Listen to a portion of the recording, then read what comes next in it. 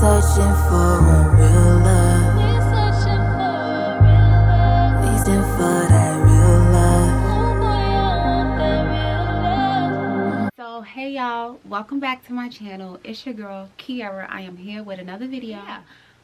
Today's video is going to be about something that is very near and dear to my heart, and that is mental health, which has really been a journey for me, to say the least.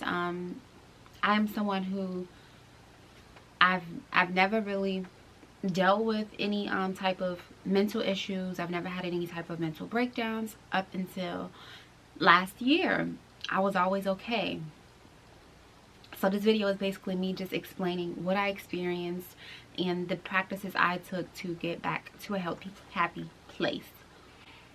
So I want to say maybe in October of 2017, I noticed that some things about me were changing, and these things have been changing since, I want to say, like August. The things that made me happy didn't make me happy anymore. The things that I valued, I didn't value anymore. I didn't really understand who I was. I was very ugly. I was very negative to the people around me. I was accepting bullshit. Let's just call an ace a ace and a spade. I was accepting bullshit from a man who, you know, really just did not appreciate me and love me like I deserved to be loved. It was just very not like me. I was not myself. And I would call home. I was away at college, living on campus, and I would call home and I would tell my parents, like, I don't feel like myself. Something is off. I feel off balance. No matter how hard I try, I can't get out of bed. I don't want to do my work. I was literally sitting there and watching myself fail. I just could not pull my bootstraps up. I could not willingly, you know, voluntarily just come back to what I'm used to, my normal self. So I want to say, like, around October, I noticed this, and that's when I took the first step towards, you know, living a healthier life. Was I began to isolate myself. And a lot of people may say, like, why would you isolate yourself when, you know, that's a moment in time where you need to be around the people who love you most? I pretty much isolated myself from everybody except for a few people that included, like, my family and the guy I was dating. But I pretty much, I don't know, I didn't need any outside opinions. I was blocking people, not talking to people, quitting jobs, not going to class. Like, I just isolated myself. And in that moment, I just sat still. I did take it upon myself to call my parents. I was letting them know, like, look, I'm coming home at the close of the semester. I need to get some help. And at first my family's like, what do you mean you need to get some help? You just need to come your ass home. And I'm just like, okay, I'm coming home, but when I come home, I'm getting some help. And so November, I had break for Thanksgiving. So when I went home, that was the first time that I went to see a therapist. And, you know, throughout my entire mental health journey, I have had the pleasure, the blessing of having a therapist, two therapists, and a psychiatrist. Yes, two therapists and two psychiatrists. So yeah, I went to see the first one, and it was amazing. Like, we just sat and we talked, and, you know, she just listened to me. She didn't immediately try to diagnose me with anything. She was just that person for me to just talk to. And a lot of times it's not that I needed to talk to someone to get feedback. I just wanted to talk and let out what was in me, the feelings, the emotions that I was feeling. Of course, I had to go back to school and finish off, like, the last few weeks of school, which was like the end of November, and pack up my things because I was planning to move home in December. When Christmas break came, when the semester ended, I was moving back home. I was still isolating myself from my friends and things of that sort, but something else happened. One of the most important shifts that happened in December when I moved home was the fact that I was no longer dating this guy. So yeah, when I went home in December, I ended everything with this guy. I told him that I no longer wanted to see him, that our relationship would be ending, and that was that. And I had done this plenty of times before, but the only difference about this time was that I lived very far from him. We both go to the same school, but we do not live within a 10-mile radius, so I knew that I wasn't going out of my way to come see him. He wasn't coming to my house, So I mean, it was just perfect. I would be around my family, people who really loved me. And yo, I mean, when I'm telling you I have a family that is worth $1,000,000, like, I knew that the minute I got back in this house, I would be fine. That was one of the that was a monumental step for me. Like, if you have a person in your life who is poisonous, who you're dating, and you know that you deserve better, like, sis, take those steps to do better, and to put yourself in a better situation, because he was literally holding me back. He was holding me back.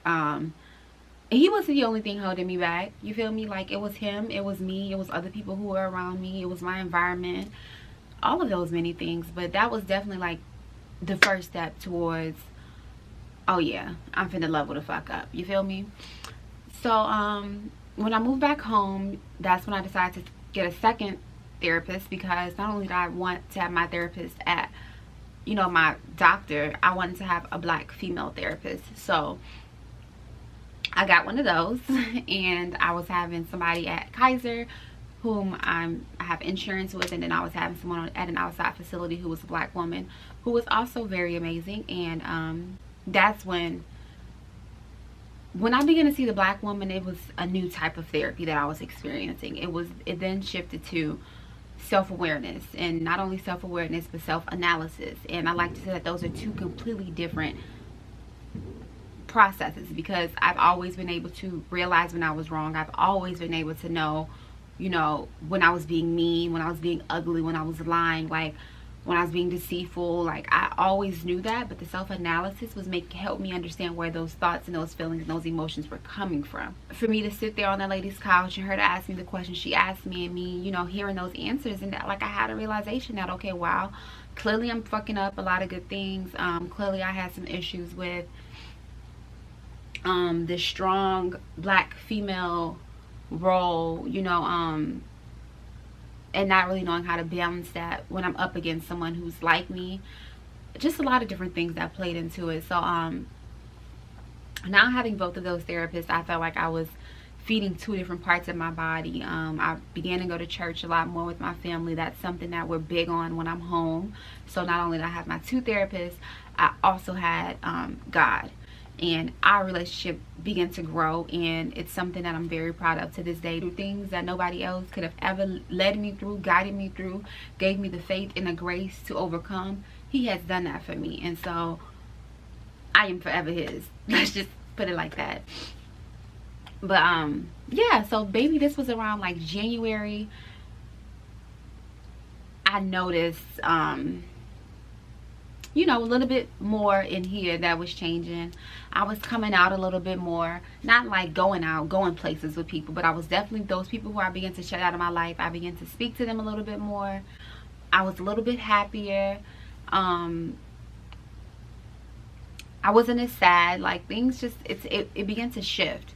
I can't say that I stuck with therapy and I went as often as I should have, but for as long as I could, and as long as it was helping me, I definitely attended those sessions, and it was great.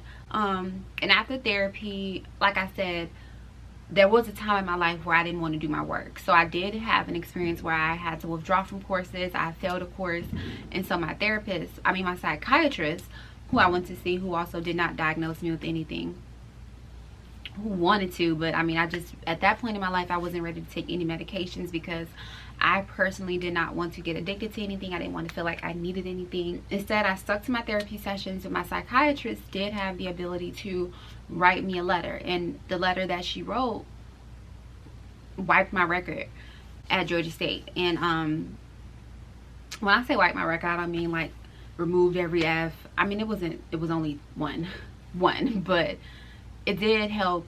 Whatever I was experiencing that semester, I had the opportunity to receive accommodations. And this is not something that everyone is just going to free willy-nilly talk about, but it's something I'm open to talking about.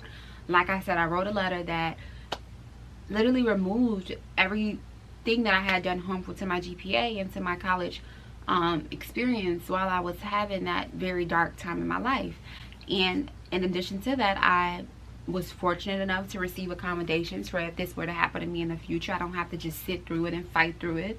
I can get some help. I didn't have to use it all the time, but if I needed it, it was there. And that was important to me, because like I said, I didn't want to take any medication. So the next best thing was to just let my university know what I was experiencing, and they helped. And I'm fortunate. And that's going to stay with me through my entire time at Georgia State University. In addition to the fact that I was not in a good mental place, but like everything else in my life kind of seemed out of whack because I wasn't in a good mental place. I wasn't grinding as hard when it comes to my career, my personal goals. Like I said, the relationships were pretty shitty things. So I really took from like February to like May to pull everything else. You feel me? School was handled, and I think that was something that definitely had me in just a bad place, because I don't like feeling like I'm failing when it comes to my schoolwork. But being that I had those accommodations, I had the time and the leeway to worry about everything else. I got rid of all the men in my life who were not adding to my life. I got rid of all the friends in my life who were not adding to my life. I got rid of all the bad energy, all the bad vibes. I began to grow and become the woman that I'm very proud of today. And I think that whole isolating myself to elevate myself deserves its own video, because that was a very special time in my life, y'all. I'm telling you, I got to my lowest point to get to my highest point. When I tell you, I was understanding that that dark place, like, it wasn't the absence of God. It wasn't, you feel me? Like, it wasn't a bad thing. It was a good thing, because out of that dark place, like, then came me. It was the birth of a brand new person. Just everything. Like, girl, when I tell you a 180, a 180. And I'm so proud that I was able to allow myself to feel those feels that I felt, because it wasn't easy. But y'all, I became a brand new woman, and that's literally who I am and what I am today. Do I still go to therapy? I don't. But if I need it, it's there.